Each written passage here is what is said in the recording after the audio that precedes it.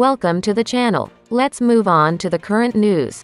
The daily summary of the armed forces of Ukraine tells us about 600 dead Russian soldiers, 8 tanks of the Russian Federation armed forces destroyed, as well as 21 armored vehicles, 4 artillery systems, 1 air defense system, 2 helicopters, 12 military drones. Also, after another round of infrastructure shelling, not a few Iranian drones were shot down, as well as 2 expensive Russian cruise missiles. Now let's move on to the Russian Federation military force reports. Sources tell us of several current-day events. Ukrainian formations continue shelling border areas such as Belgorod and Kursk Oblast. Another group of mobilized men was sent from Lviv to undergo combat training in Slovenia and Latvia. In the Chernihiv region, the mercenaries, together with foreign instructors, are setting up a command post at the 169 Center in Desna. The Belarusian State Border Committee reported the defeat of a Ukrainian drone in the border area of the Gomel region. Formations of the Ukrainian armed forces made another offensive attempt near Kislovka, supported by artillery and aviation, but the Russian armed forces stopped the advance and drove the enemy back. The Russian soldiers destroyed 3 tanks and several armored vehicles. 2 Ukrainian motorized infantry battalions attacked Russian positions near Krasnopopivka. Under Russian artillery and MLRS strikes, the enemy retreated to their initial positions. Units of the Wagner private military company continue their offensive to encircle Bakhmut from the southwest in order to consolidate their positions in this direction. Fighting for the Mayorsk quarter and the Mayorskoye station in Horlivka has also been going on for over a month. Ukrainian HIMARS MLRSs shelled Makivka. Shells hit an apartment building and killed a woman. In Donetsk, an elderly man was killed by an AGM-88 HARM missile in Donetsk. And the latest news bulletin reports that kamikaze drones struck a large Ukrainian ammunition depot in Pokrovsk, Ukraine, around 7 p.m. Let's move on to news that is indirectly related to the front. Russian media are reporting that in the Republic of Donetsk, unknown assailants made an assassination attempt on a judge of the Verkhovnaya Court of Donetsk. They report that he suffered gunshot wounds and was taken to the hospital in serious condition. This news symbolizes to us that the situation in these new regions is not quite stable and requires more attention from the Russian government. Let's move on to the international news. British intelligence reports that Russian Federation troops are partly trained in Belarus due to a lack of instructors and equipment. This is obvious news that follows from the mobilization announced by Vladimir Putin. The last mobilization of Russian citizens took place during World War II and under a different state system. Now the generations, the authorities, the people and the state apparatus have changed. The Russian state turned out to be unprepared for such a sharp test. They could not prepare for the mobilization of 300,000 citizens at once, but they have allies. Belarus turned out to be ready to accept some of these troops and help with their organization and arming. North Korea started sending trains to Russia for the first time in several years. The DPRK is probably secretly supplying the Russian Federation with shells and ammunition for the war in Ukraine, Reuters reports. The news is notable because there has been no official statement about the cooperation. But as we know, the North Korean government has always been supportive of Russia since the 20th century. Therefore, this cooperation does not seem anything surprising, but it will have a very strong impact on the situation on the front. Good news for Ukraine. The ambassador to Germany hinted at direct supplies of Leopard 2 tanks to Ukraine. We have reason to hope that a decision will be made to deliver Leopard 2 from Germany directly to Ukraine. This is a subject of negotiations with the federal government, Ukrainian ambassador to Berlin Alexei Mikheyev said in an interview with publications of the Funk Media Group from Germany. Ukrainian sources also reported counting the mined territory of Luhansk region. It will take about 10 years to clear this territory. This was stated by the head of the OVA Sergei Gaiday. After serious infrastructural damage as a result of Russian missile strikes, about 40% of the facilities were damaged. Ukraine is on the brink of a cold snap because winter is coming.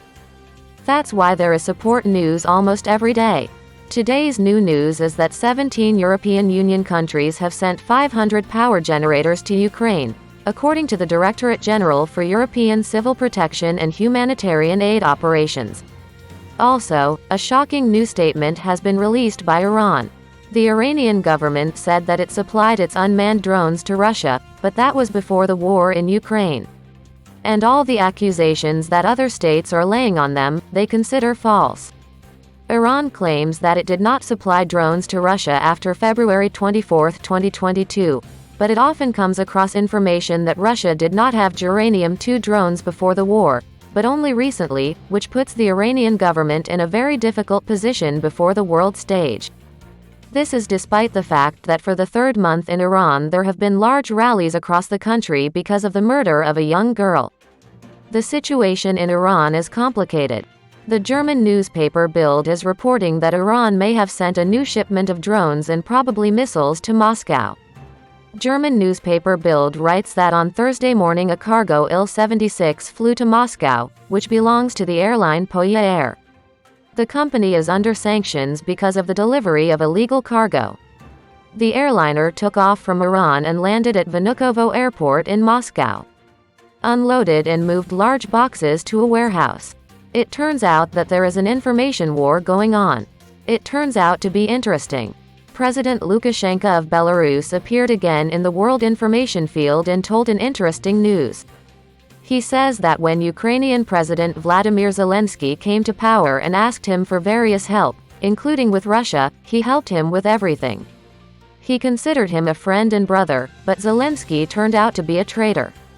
Lukashenko says he will not tolerate armed threats from Ukraine and will defend his land by any means from Ukrainian fighters.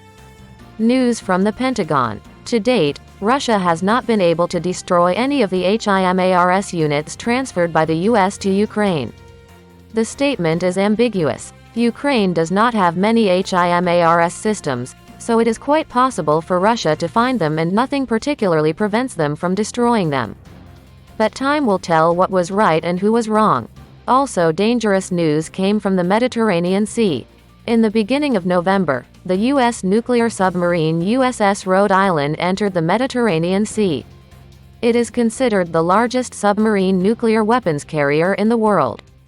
The Rhode Island can carry 24 intercontinental nuclear Trident II missiles, which can hit targets at a distance of 18,000 kilometers at a speed of 29,000 kilometers per hour. The submarine is also called the Nuclear Apocalypse Rider. By the way, the distance to Moscow from the submarine at the moment is about 3,000 kilometers. This is very scary news, because it could lead to an escalation of the conflict by the US, which should not be allowed to the world in any case. Russia has about 6,000 nuclear warheads on alert. If even 50% of them make it through, which, mind you, is a minimum of 2,500 nuclear warheads, then the planet Earth will obviously not like it. The climate is definitely over. It's been a long time since Japan has been in touch. So news from Japan. Japanese Prime Minister Fumio Kishida had a telephone conversation with the new British Prime Minister Rishi Sunak. The politicians agreed to strengthen support for Ukraine and to maintain sanctions against Russia, reports Japan Today. In addition, the countries intend to strengthen bilateral cooperation amid intensified military action by China and North Korea. Yes, North Korea has been very dangerous recently, launching missiles near Japan. The Japanese should keep a close eye on their radar. To summarize, the conflict is gaining momentum and new players. The nuclear game is getting more and more dangerous. The US is raising the stakes for some reason, but Vladimir Putin is apparently forcing them to do so.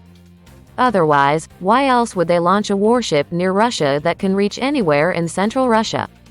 This is clearly going to intimidate the Russian government or deter them from striking Ukraine with tactical nuclear weapons. Iran and Belarus are not abandoning their positions in favor of Vladimir Putin and continue to support him. Almost all Western countries support Ukraine, and China is trying to sit on two positions. We will continue to follow the news. All the best to you and see you soon.